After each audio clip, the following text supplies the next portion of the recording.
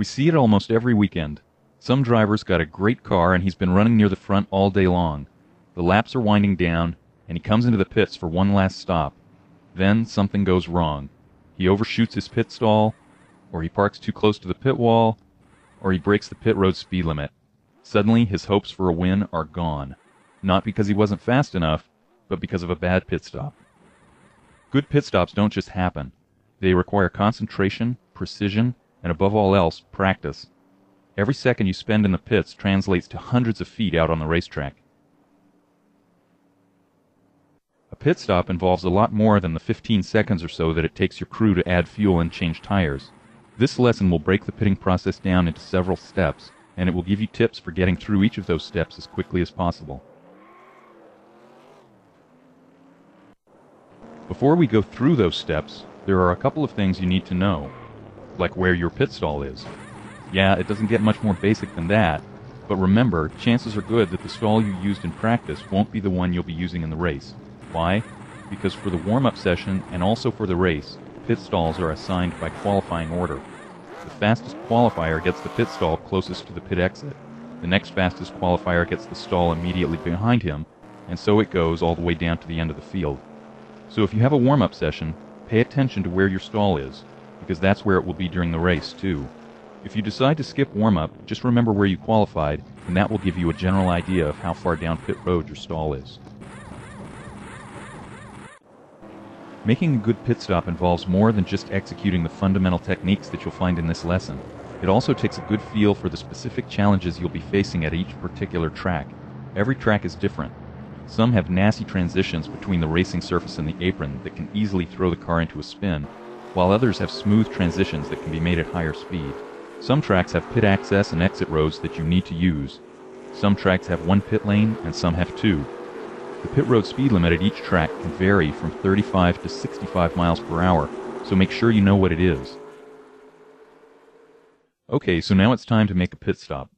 Step number 1 consists of pulling off of the racing surface, getting onto pit road, and slowing down to the pit road speed limit. Simple, right?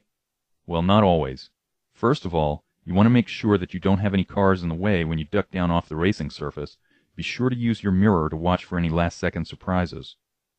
When you come down off the racing surface and onto the flat part of the track called the apron, try to be smooth with the controls, especially the brake. You'll be braking and turning as you make that transition, so it'll be easy to send the car into a spin. As you're bringing the car down toward the pit entrance, you want to look for a white or yellow line that usually crosses pit road just before the pit stalls begin. That line is the point at which the pit road speed limit goes into effect. You want to try to time your braking so that you get down to the pit road speed limit just before you reach this line. This part of the pit stop is the riskiest one, no doubt about it, but it can also be the most rewarding one too, because if you time everything just right, you can save a lot of time. Step number 2 involves traveling down pit road to your pit stall. This can be tricky, especially if a bunch of cars are all pitting at the same time, as is often the case after a caution flag. Each pit road has 2 lanes. You'll want to stay in the outermost lane until you get just a few stalls away from your pit stall. At this point, move over a lane. That will set you up for a nice smooth approach into your pit stall.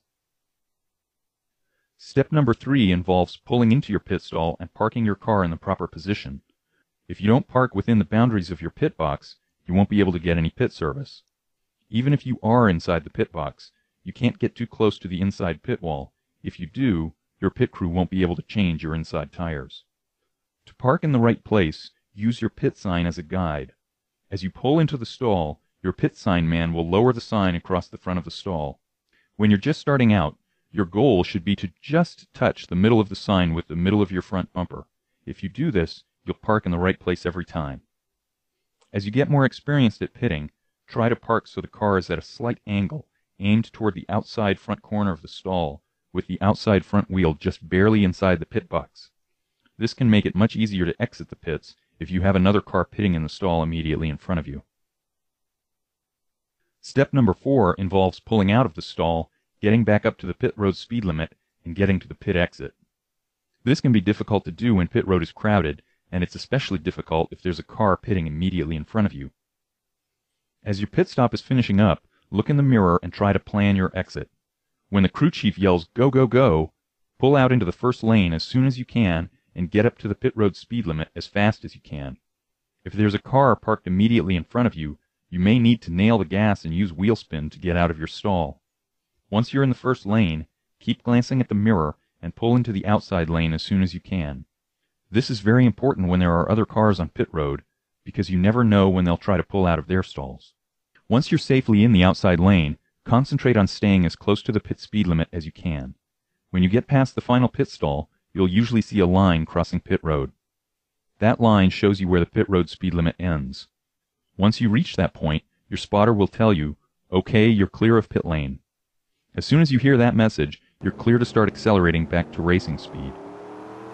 There's one more thing you need to keep in mind before we move to the next step. If you're pitting under yellow flag conditions, there will be a NASCAR official stationed at the end of pit road. He's called the stop-go man. If you reach the end of pit road and the stop-go man is displaying the green go sign, you're free to leave the pits like you normally would. However, if he's displaying the red stop sign, you're not allowed to go past him. If you do, you'll be penalized. So if you see him holding the stop sign, don't pass him, and wait until the sign changes to go. Then you can leave the pits normally. Okay, we're almost done. The final step of the pitting process involves accelerating back up to racing speed and merging with race traffic. Once you've cleared the pit exit, you can go as fast as you want, but you're not allowed to immediately pull back up onto the racing surface. At the majority of the oval tracks, you'll need to stay to the left of the line which separates the apron from the racing surface, and you won't be allowed to cross it and merge until you get around to the back straight. On the other hand, some tracks will let you merge before the first turn. In other words, here's another instance where you'll need to learn the procedure for each track. If you're not sure of what to do, use some of your practice time to follow one of the computer-controlled cars as it exits the pits. You'll also want to listen for two very important messages from your spotter. If you attempt to merge too early, your spotter will say, "Don't merge yet." Once you finally reach the legal merge point, your spotter will say, "Okay, merge when you can." When you hear that message, look in the mirror, and when it's safe to merge with race traffic, go ahead and do it. Once you're sure of a particular track's pit exit procedure and its merge point, you'll want to practice getting from the pit exit to the merge point as quickly as possible. Keep in mind, as you leave the pit exit, you're usually driving around on the apron, which isn't banked as steeply as the racetrack. You're also in a low gear, so it's very easy to apply too much throttle and spin the car. It takes a lot of care at pit exit, up until you get to the back straight, to make sure that you don't end up in the wall. Well, that just about wraps it up. Practicing your pit stops may not be the most exciting thing in the world, but hopefully you now understand just how important it is. Just a few minutes of pitting practice can save you precious seconds when the time comes to make that pit stop under pressure, and it's a whole lot easier to make up time in the pits than it is to make it up on the racetrack.